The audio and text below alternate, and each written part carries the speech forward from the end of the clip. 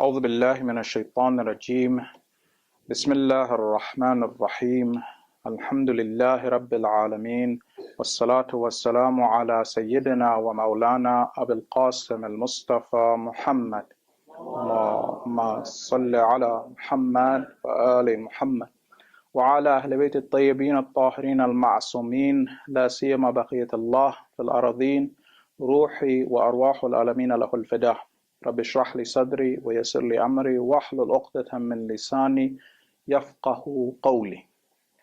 Brothers and sisters, inshallah, tonight we're going to be discussing verse number 80 from Surah Yusuf. So the boys tried frantically to get Binyamin freed from the Aziz. They even offered that one of them stay in his place. But Yusuf was adamant and said, no, absolutely not. What happened next? فَلَمَّا اسْتَيْأَسُوا مِنْهُ خَلَصُوا نَجِيًّا. When they had despaired of him, and we'll talk about who is him. When they had despaired of him, they withdrew to confer privately. قَالَ كَبِيرُهُمْ. The eldest of them said, أَلَمْ تَعْلَمُوا أَنَّ أَبَاكُمْ قَدْ أَخَذَ عَلَيْكُمْ مَوْثِقًا مِّنَ اللَّهِ. Do you not know that your father has taken a solemn pledge from you by Allah? وَمِنْ قَبْلِ مَا فَرَّأْتُمْ فِي يُوسُفَ. And earlier you have neglected your duty in regard to Yusuf. فَلَنْ أَبْرَحَ الْأَرْضَ حَتَّى يَأْذَنَ لِي أَبِيهِ. So I will never leave this land until my father permits me. أَوْ يَحْكُمَ اللَّهُ لِي وَهُوَ خَيْرُ الْحَاكِمِينَ. Or Allah passes judgment for me, and He is the best of judges. So what happens is, we're going to break this verse down, inshallah. We'll go over the verse step by step, see what's mentioned in the tafsir, and then after that, we're looking for inspiration and ways that we can serve the master of our time. We know as followers of the Ahlul Bayt that being a Muslim and serving the cause is not only about believing that truth is with Ali, and that we have accepted the walaya of Ali and the awlad of Ali. That's not all it is. The Ahlul Bayt have provided us with a way to live. They've given us guidance and a way that they expect us to live. How are we going to serve their cause? What is it that God wants from us on a practical level? So let's look at the verse itself. We'll start from the beginning. فَلَمَّا اسْتَيْأَسُوا مِنْهُ. When they had despaired of him. What Mufassirin tell us is most likely this means that they had despaired of Yusuf, of the Aziz, freeing Binyamin. So when they had lost hope, they no longer felt that we'll be able to convince the Aziz to allow Binyamin to come with us. There is a possibility that it's referring to Binyamin, so they had despaired of Binyamin. We're not going to be able to get Binyamin, but most likely is no. We've despaired of the idea. We're not going to be able to convince the Aziz. We know who he is. He's a man of principle. We explained the situation to him. We even volunteered that one of us stay in his place, and he said, absolutely not. I would be an oppressor if I did that. So they despaired of the Aziz. خَلَصُوا نَجِيًّا. They withdrew to confer privately. At this stage, they no longer are speaking to the rest of the community. The brothers, they've now withdrawn, they're amongst themselves, and now they have to come to a conclusion. We came here with a mission. Put yourselves in the shoes of the brothers of Yusuf. We came here on a mission.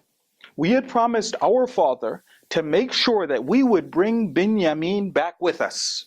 Everything was working out perfectly, but now Binyamin's been captured. The authorities, pulled the cup of the king out of his bag. Binyamin didn't protest. Okay, so now what do? Do we go back to dad? Well, we said we would bring Binyamin.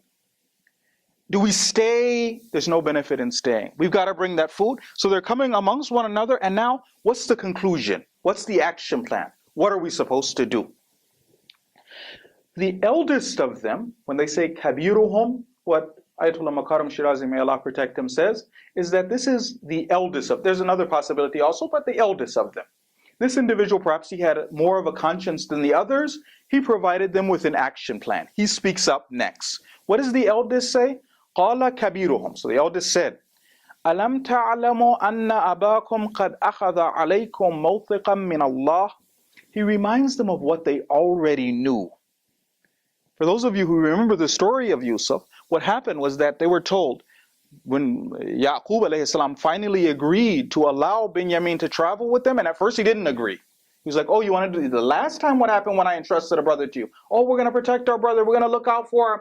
Right? Now, what happened last time? He said, the only way I will let him travel with you is if you give me a promise by God. Remember now, you're talking to a Nabi, and they believed that he was a prophet. The promise that he took from them is that either you bring Binyamin back, unless you're completely surrounded. Otherwise, Allah is wakil. Allah will take vengeance on whoever does the wrong thing. Right? So imagine you're in the footsteps of the boys. Okay, we know we did wrong before. Dad mentioned it. We love Dad. We care about Dad. We're under extreme circumstances. The only way of us getting food is if we take our brother with us. Dad's agreed, but he's made us take that covenant. I remember what you guys did last time. The only way it's happening is if you make this covenant. So that's heavy for the brothers. Okay? So you don't remember that your father took this covenant from them? The older brother saying this. Next, he brings up the past. What happened before this? Alam ta'lamu an that's وَمِن قَبْلِ مَا فَرَّأْتُمْ فِي يُوسُفَ. Do you remember before how negligent you were about Yusuf? Because we were all part of it together, right? All of the boys, they were there. What happened last time with Yusuf? We went, and still they have a conscience. We went to Dad. We told him, we knew how much Dad cared about our brother Yusuf. But we figured we'd do something. So what did we do?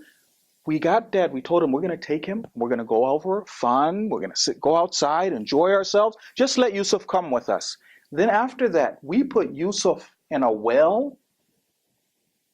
We took him out of the well. We sold him into slavery based on the ahadith. Right? So we kidnapped the son of a prophet, Yusuf. Then after that, we sold him into slavery. Then after that, to add insult to injury, what did we tell Dad? We went over with, remember the story, went over with this shirt and then put fake blood on it, and we were like, a wolf ate him. Okay? So do you remember how negligent you were? The big brother is saying this. Remember how negligent you were with Yusuf? So the big brother is now speaking. Like I said, maybe his conscience was a little stronger than the others, because in reality, these guys have tried. They even told the Aziz, they were like, Aziz, take one of us as a slave, just let Binyamin travel. But still, he said, no. Falan abrahal ard. I will never leave Egypt. I'm not going back. I'm not going back. We tried, but I just can't. Sometimes you're in a situation where it's difficult to face the person, right? How can I go back and now I'm going to look in Dad's eyes again and again say, failure. Again say, I didn't do the right thing. I wasn't able to live up to my promises. Too much for him to take. He says, I am not going to leave the land. I'm not going to leave Egypt. He says, Hatta ya'adhana li abi. Until my father gives permission, idhn, until my father says, that pledge that you made to bring your brother back, I'm not going to consider that binding. I'm not going to tell Allah to take vengeance. Either Dad says that, or أَوْ يَحْكُمَ اللَّهُ لِي, or God rules over me. What does that mean, or God rules over me? Possibilities. One, by some miraculous means, Allah allows Binyamin to leave. That's not out of the power of God. From some miraculous means, He allows God to leave, Binyamin to leave. Or maybe I die. Right? I just, يَحْكُمَ اللَّهُ لِي, I die. Right? Or, something happens. But he did tell him in the next verse, you go back to Dad though, Yaqub, and tell him what happened. But for me, I am never leaving this land. Okay? وَهُوَ خَيْرُ الْحَاكِمِينَ. God is the best of judges. Right? So he gave them an action plan, but he said, look, I'm not going. You tell him what happened, but I can't go over and I can't face Dad. Brothers and sisters, what I'd like to talk about tonight is actually the importance of counsel. Mushawara, shura. That we actually have shura in our lives, that we seek counsel in our lives. Sallu ala Muhammad wa ala Muhammad.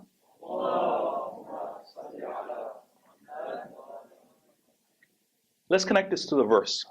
What happened in the verse? First, the brothers tried to do everything they could to free their brother. Tried everything, every possible. We're even willing to go into slavery. Just let this young man come home. That didn't work. Withdrew from the people.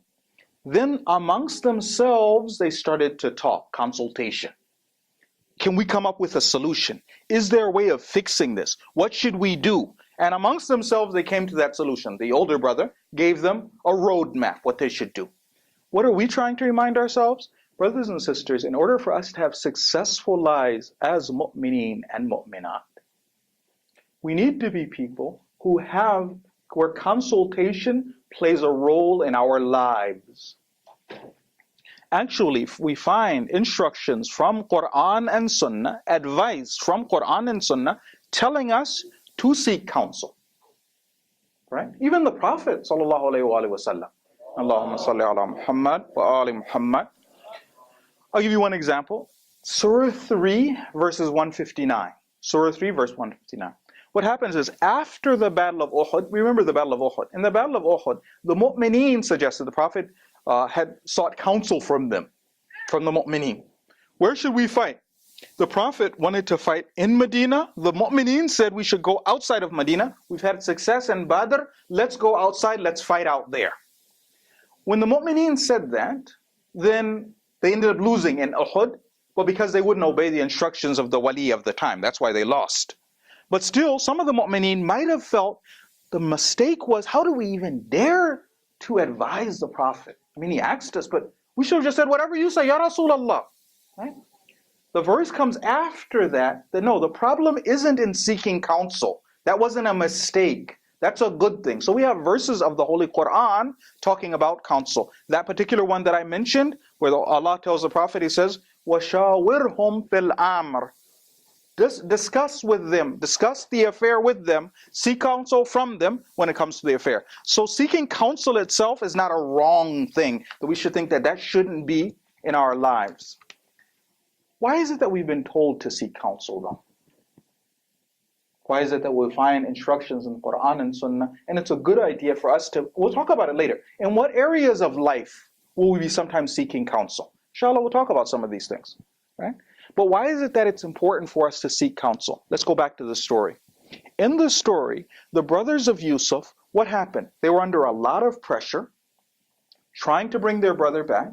It didn't happen. Sometimes what happens is, if we only internalize our problems, right? I don't talk to anybody about my issue from anybody else. I'm under a lot of pressure, but I won't sit down with somebody else, explain it out, hear back from that person. Sometimes internalizing the problems might lead to depression. There might be a clear solution to the problem, but because I haven't spoken it out, because I'm so invested, involved, that keeps me from seeing what the solution is, right? Let me read you a hadith from Amir al-Mu'mineen Ali alayhi salam.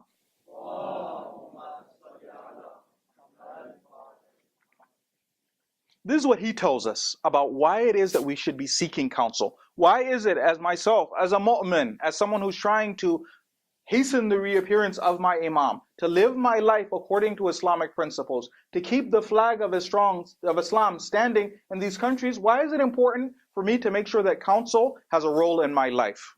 What does he say? إِنَّمَا حُدَّ عَلَى الْمُشَاوَرَةِ لِأَنَّ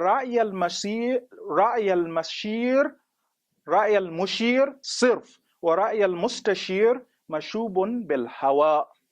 This is what he says. The reason that it's been emphasized that we actually do seek counsel, right? We go to a mushir, someone who can give us advice. Why is that? He says his opinion is undiluted. Whereas the opinion of the person who's involved in the conflict is sometimes muddled with hawa, with our whims and desires. Because I'm so involved in this particular issue, it's difficult for me to separate myself from the issue and see what the solution is. Perhaps if a third person, I explained everything out to that person, a third person will be able to see very clearly, well, actually there is a solution. If you do this, you can solve the problem. But because I'm so involved, right? Let's say that the problem I've been dealing with for a long time, right?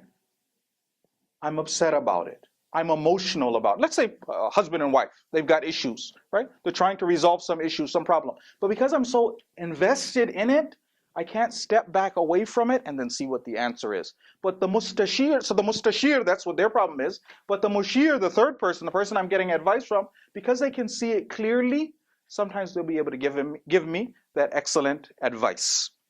We have been told, brothers and sisters, not to live our lives and be completely caught up in our own opinions. I'm a little bit big-headed. I think I'm so clever. I know everything. I don't need, sometimes you want to even, like, see somebody's making a clear mistake. You want to share this with the person. You can see almost in their face, I've got it under control. That's for the little people. We've been told, actually, let me give you an example. There was somebody, I don't know if this is true or not. There was somebody, he was in the Hawza. Okay, he had just joined the Hawza. Just joined the Hawza.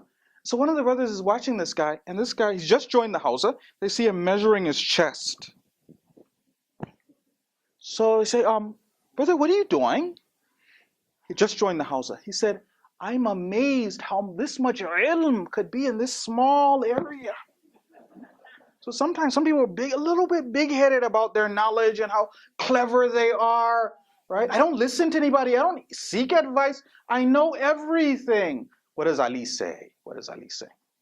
He says, Man istabadda bi ra'yih halak. Whoever only takes, him or her, only takes their opinion into consideration, halak, hilak.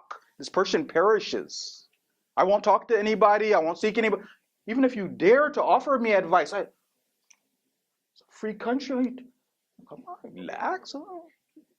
It's not haram, brother, sister. Okay? But what happened if we do mushawara? وَمَنْ شَاوَرَ الرِّجَالِ. That person who does do mashwara, does seek counsel of others. If I'm in an issue, I've come to an area, I'm stuck, I'm depressed on this issue where I need some help in. What happens? What's the benefit of actually seeking counsel from others? He says, so man shawara ar-rijal, whoever goes over and seeks counsel from other men, sharakaha fi uquliha, actually becomes a partner in that other person's intellect. Actually, this is something else that the ulama of akhlaq, the urafa, tell us. They say that when you're going for advice, right? When you're going for advice from others, make sure that when you're asking the person for advice, you're not getting them to decide for you, right? Just tell me what to do, right? I don't want to think anymore. Just tell me this is how it should be. No, actually, no. What you're doing is you're a participant in that person's aql, right? What happens? When you explain the situation to me, I hear what you are saying. In the end, I make the decision. Now I have other information at my disposal. What you had in your mind, that's now at my disposal. And now with that information, now I can come to a better conclusion. Okay? Also, another point. Some of you may be running organizations later. There's organizations. Sometimes some of you may want to practice principles of Islamic leadership. You may have a business. You may be running a family. You may be dealing with children, right? Later on, some of you, you're going to be in a position where you're actually an Islamic leader. If you're a leader and you have a circle of influence, what we find from the example of our ulama and what we've learned from ahadith of Ahlul Bayt is the idea that we don't run a dictatorship, right? We're not Saddam Hussein, right? This is my masjid. Not your masjid, it's Allah's masjid. Okay? Not your masjid, it's Allah's masjid. God forbid, it's my baby. Right? God forbid somebody actually be doing that with a masjid. Let's say even something, it's a business. I'm running I have a family now. Do I run it only on my opinion? Nobody breathes without my permission. Right? The children, did you share an opinion with me?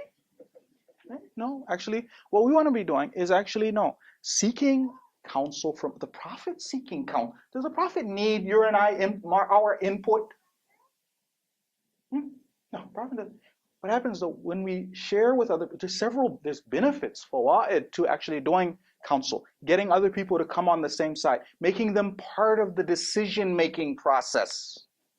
Right? There are benefits to that. Right? So we don't run the system where it's just a one-man show, nobody else. Even in the Islamic Republic of Iran, When the leader, yes, there are some issues where he'll come down like a ton of bricks. He'll say, this actually is not happening. That's very rare. A lot of times everybody has a role. This person is the president, this person, the head of the parliament, right? They'll go over, they'll share their opinions, and he'll guide the community in the right way, right? So now for us on our own levels, we'll be guiding our families in the right way. But does that mean making micromanaging, right? Micromanaging, right? So I'm a father, right? Sisters, inshallah, we're on the same side, okay? But the brothers, I'm the head of the household because the man is in charge of his family, okay? So I micromanage my house. Yes, the coffee maker should be placed over here, and then where do we go over? We seek counsel with others. There's room for others to be able to share their opinions and to feel that they're part and parcel of the family. So we want to make sure we do that. Next point, right? So that was the first point, just about seeking counsel in particular. Sometimes when we're facing problems, right? Let's look at the verse. فَلَمَّا اسْتَيْأَسُوا مِنْهُ. When they lost hope in him, when they lost hope in the Aziz, what happened next? خَلَصُوا نَجِيًّا. They went away from the people. They withdrew from the people. In private, amongst themselves, they discussed the issue. Sometimes, brothers and sisters, when we're in a difficult situation, instead of us sharing our problems with the world, airing our dirty laundry for everybody, we'll seek private counsel. What happened with the brothers of Yusuf? They went away from everybody else. Amongst themselves, they tried to talk and come to a conclusion. What happens? What's a mistake some people make? Some people, the opposite. The first person was the person who internalized everything. I don't speak to anybody. I don't talk to anybody. I don't seek counsel. What happens with other people? Some people are like this. I go over and I share my information with everybody. Everybody in the masjid knows me and my husband are having a problem. Right? The husband comes in the masjid. So brother, I hear, oh my God. Right? We're not supposed to be like that. Right? If we're going to seek counsel, we'll withdraw from others. Sometimes we seek private counsel. Right? Private counsel. I might need to speak to somebody on this issue. So inshallah, we'll cover some of the ahadith. Well, who should we seek counsel from? The Ahlul Bayt, even in that area, you'll be surprised. The Ahlul Bayt have given us guidance in so many areas of life. How should I live my life? We're not going to be able to cover all of the ahadith that the Ahlul Bayt have on consultation. That would take a long time. We're reminding ourselves and inshallah acting on what we do know. Allah will give us the other information. Okay, so what happens is sometimes there is a need when we're facing a problem as a family or as an individual to seek private counsel. Instead of me sharing my information with everybody, withdraw from the community. Somebody who's qualified to give counsel, I sit with that person and I speak with that person. What are some areas? There's a lot of areas where we might need counsel. Right? A lot of areas that we might need counsel. Sometimes in spiritual matters. Right? In spiritual matters. When it comes to elevating ourselves, let's say one of the mu'mineen or mu'minat says that I'd like to go to the next level of Islamic spirituality. Alhamdulillah, I'm a practicing Muslim, but what else is there? Is there anything else? I want to go to the next level of actually trying to get closer to God, to be one of the special, the elite of the Imam. What should I do? Withdrawing from the community. Personal time. Seeking counsel. This is my situation. What should I do? Should I just adopt these practices? I've read this in Mafatih al-Janan. I've heard his speech. It was very inspirational. Or do I sit down and seek counsel? So sometimes in spiritual matters, sometimes in financial matters. Right? There's sometimes, let's say a lot of people over here are actually living in debt. They're living in debt. Is there a way of getting out of debt? Is there a way of us getting, let's say, to own our houses sooner than others instead of a 30-year mortgage? Is there, right, ways of getting rid of it? Why not? Right? So there's other areas. Well, the point is, there are different areas in life where we might seek counsel. Now, one of the things I would like to say is this. One of the areas that I feel mu'mineen and mu'minat should concentrate on, because my primary concern for us is the idea that, inshallah, we want to prepare ourselves spiritually for the return of the Imam. Okay? If you've been paying attention to the direction of these lectures, this course of lectures where we've been kind of sitting with one another, speaking with one another, sharing a hadith of Ahlul Bayt, the idea is that we're supposed to, in this window of opportunity, which is known as life, right? How long are we going to be alive? 60 years, 70 years, 80 years, 120 years, right? For some of you guys, inshallah, 120, right? For me, maybe 60, okay? In this window of opportunity, I want to make sure that I've done my best to get close to God.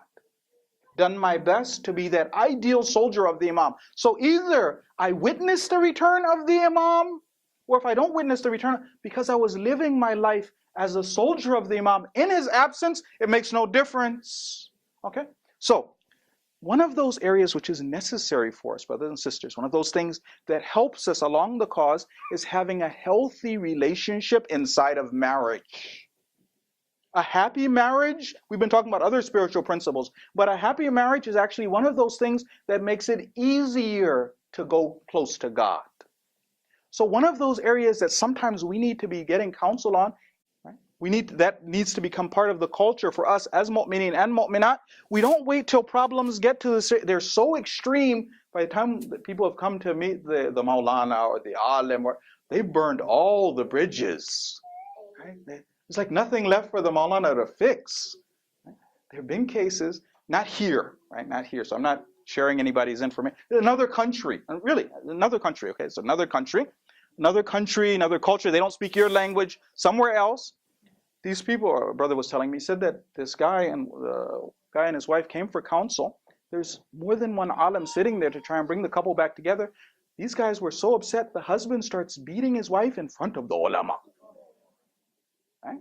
So people sometimes they wait. The situation is out of control. Right? What happens is a lot of these problems can be fixed in marital counseling if we come earlier. If it hasn't reached the stage of contempt, I'm disgusted by this person. They said once that this couple, well, actually the husband, okay, he's going before a judge. This guy's going before a judge, and what happened was that the judge had caught him shoplifting. What did he steal? He stole a can of peaches. His wife was there too. His wife was there in the courtroom. He stole a can of peaches. So then the husband says, the judge says, he says, how many peaches were inside that can? He said 6. He said, well, 6 days in jail. For the 6 peaches, 6 days in jail. And he's about to hit the gavel and pronounce the sentence. His wife says, can I say something? Can I say something? So why not? What do you want to say? He said, I heard the sentence that you can give him 6 days for these peaches. He said, yeah. He said, well, I'd like to mention that he stole a can of peas also. So sometimes there's so much hatred involved and anger involved, right? People waited too long to go for counseling that the people aren't even looking to get it fixed. We can fix a lot of these things if the culture is there, the idea that it's not a shame for me to get a reminder, first of all, before I get married, to get some instructions on how to have a successful marriage. What have the Ahlul Bayt told me on how I should live my life successfully when I'm married? Secondly, get refresher courses. Invest something which is that important. I invest in it. I want to hear and be told again, what are my responsibilities? Thirdly, not when the ship's about to sink. When I see storm clouds on the horizon, that's the time for me to go over, take some time, get some counseling, and sit down about that. Now, who should we go to for advice? Right? Because a hadith, this is from Amirul Mu'mineen, he tells us, al-istisharatu aynul hidayah. That seeking counsel, this itself is hidayah, it's guidance, right? So we should be doing that. But the Ahlul Bayt have also given us some instructions on who to go to. Right? We don't just go to anybody for advice. Sometimes going to the wrong people for advice might lead us into problems. Okay? Let's say, for instance, I'm suffering in my marriage, for instance, and I'm going to a non-Muslim, right, for marriage there. They don't believe our principles. I mean, some of the advice that they'll give us, I mean, they don't believe the same things that we do. So what are some of the things that the Ahlul Bayt have told us? First one. This one is from Imam Sadiq, salamullahi alayh. Of course, we want to speak to somebody who it's their area of expertise. Sometimes it's a technical issue. I want to make sure that I speak to somebody who can actually provide me with advice about this. In addition to that, let's keep this next thing in mind. It says, Istashir fi amrika alladhina yakhshawna rabbahum. When you're seeking counsel, seek counsel from people who fear God. If I want to go to one of the mu'mineen, mu'minat, or somebody, I want to see somebody when they're going to give me advice on a personal issue, on a private issue, that I'm going to talk to somebody who fears God, who's going to do the right thing, who will tell me, not going to tell me that the solution is to violate Allah's laws. This person is God-fearing. So the first thing I want to do is to do that. The next thing, the Ahlul Bayt have also told us to look for something else. In addition to the person being God-fearing, they say look for somebody who's wise, right? Somebody who's going to give me good advice, balanced advice, right? Sometimes for some of us, let's just think about it. Sometimes for some of us, it's not a good idea for me to talk to my parents about marital advice. But they're pious, wonderful. But is the advice that they're going to give me, is that the advice that I need to hear, right? What happens is they say that an aqil person, somebody who's wise. So I'm not saying people's parents aren't wise, but say we look for the person who, in this area, could probably give us some good advice. So what's the hadith say? It says, istashir al-aqil min rijal al-wari'. So out of the people who have taqwa, then find that person who's actually wise, aware, can give us good advice. They said once that these two old ladies were driving a car. Right? Little old ladies driving a car, a big car. They can barely see over the dashboard, and they're driving. And the lady in the passenger, the lady in the passenger side, they said that notice she said, it seemed like we ran a red light. Right? So she looks over, she's like, so she's decided to pay a little more attention. The next time she went, and they ran 2 red lights. She's like, no, this is crazy. Maybe I'm losing it. So the next time she's looking carefully, she says, no, we ran the red light again. So she turns to the other lady. Astaghfirullah. She said that we ran 3 lights. That's going to get us killed. So the lady was like, oh, I'm driving?